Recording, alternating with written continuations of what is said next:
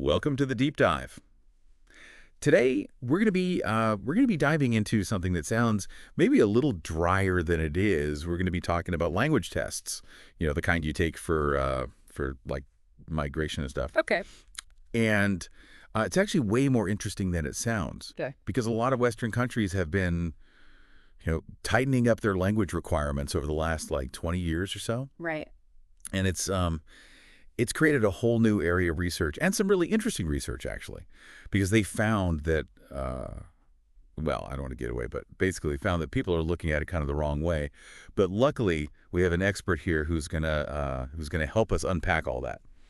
So get ready, because we're gonna be like, decoding some academic jargon. We're gonna be looking at, what happens when you only look at a problem from one angle, and hopefully by the end you'll see why this is actually a pretty fascinating topic. Sounds good. So the study that kind of got us going on all this, and get ready for this title, it's called A Call for Methodological Reflexivity in Researching Language Testing and Migration. Okay. It's in the Applied Linguistics journal. But don't worry, we're going to break it all down. And to help us do that, we have our expert here who is amazing at all things language testing. And they're particularly good at taking all the research-y stuff and making it, making sense like in the real world, which is what we're all about, right? Absolutely. Yeah. So welcome. It's great to have you. It's great to be here. I'm excited for this. Language testing is a really interesting area. And yeah, it has so many important, implications for people, for societies. It's really cool to think about. Yeah. And it's something that a lot of people don't think about, like methodological reflexivity, right? That sounds very, sounds very academic. Very jargony. Yeah. But basically, it just means they're saying, hey, researchers, like, think about your own biases when you're going into this. Right. Yeah. Exactly. Yeah. So Schildt and Deygers, they're the authors, they looked at a bunch of studies on language tests for migrants. And guess what they found? Most of them, like almost all of them, started from this idea that the tests are bad. Which, is a bit of a problem, right? Yeah, I mean, I think so. And I think that's kind of what they found, that if you go into it assuming that they're bad, you're going to find evidence for that. Right. And you might miss other things. Yeah, exactly. So what do you make of that? Like, why are researchers, what is it about this topic that makes people, like, predetermines them to be like tests bad? Well, you see, a lot of the research on these language tests for migration, it uses what's called critical theory, which sounds complicated, but it's actually not.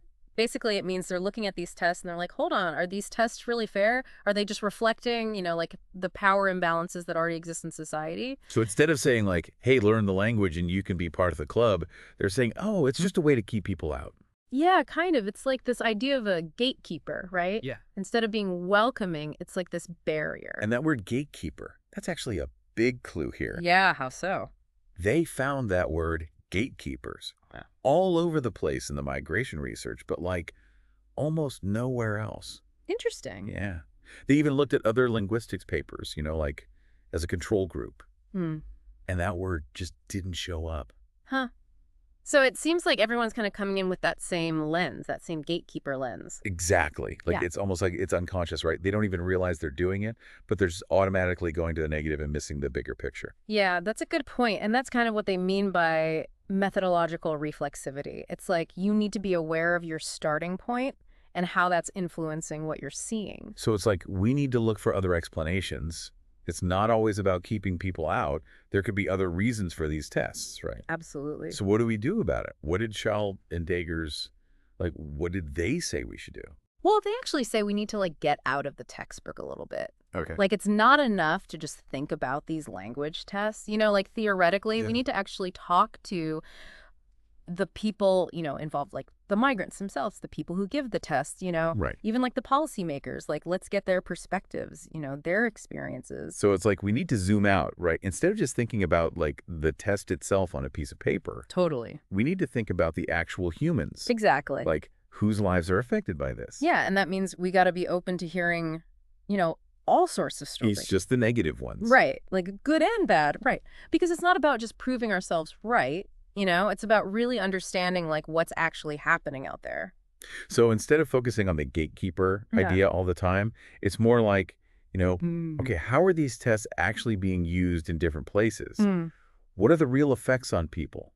Like, are there ways to do this whole thing better? Yeah. And I think that leads to like a ton of other research questions, right? Like what? Like, what do migrants need to actually succeed on these tests? And are there ways to like make the tests themselves, more fair? More sensitive to different cultures. Exactly. And then how are these scores actually being used? Are they like the only thing that matters, or is it just one part of a bigger picture? There's Well, just so much we don't know yet. yeah, so it's almost like they're saying, instead of looking at these tests just as like walls, maybe they could be more like bridges. Right. Exactly. Like maybe they could help people, give them a way in. Yeah, it's a totally different way of thinking about It it. is, because it's not just about language, right? It's about all these bigger things. Mm. Migration, integration, Totally. and yeah, even like social justice and stuff like that. It's all connected. It really is. But before we go too far down that road, there was this other part of the study that really struck me. And it's about like the potential upsides, the benefits even of these tests Oh, interesting. Like for whom? for the migrants. They actually like quoted some other researchers, Shorten and Turner, for a couple of them. Okay. And they're saying that like sometimes these tests can actually be good for migrants. Yeah, absolutely. Because like having to pass a language test, it can actually push people to improve their skills, Oh, so it's like It's not just a barrier. innovation. Yeah, exactly. And then they have those skills, and that can, open up opportunities, give them more confidence. It's like, that saying, when in Rome. Right. But really, I mean, if you can speak the language, that just like it changes everything. It really does. Think about it. You arrive in a whole new country, you don't know anybody, Yeah.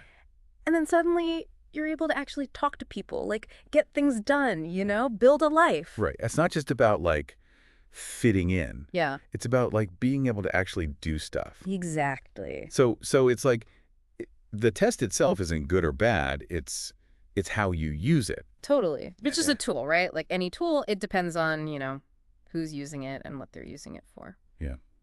Okay, so where does that leave us? I mean, it seems like this whole language test thing, it's pretty complicated. It is complicated, and I think that's the takeaway here, that it's not this simple, like, black and white issue. Yeah. There's all these different angles, right? Like, what's the situation? What are the rules? How are the tests actually made? We can't just focus on the bad stuff, Right. Because there can be good stuff too. Exactly. We got to be open to that. So it's all about like finding that balance, I guess. Yeah. Like, see the problems, definitely, but also be open to the good stuff, the potential benefits, and, do the research. You figure out how to make it work. Exactly. Wow, this has been really interesting, actually. Yeah. I feel like we really we went deeper than I expected. Language testing. More exciting than you think. Who knew, right? So to everyone listening, we hope this got you thinking too. Yeah, keep asking those questions. Yeah. Don't just take our word for it, Go do your own deep dive. And until next time, happy diving.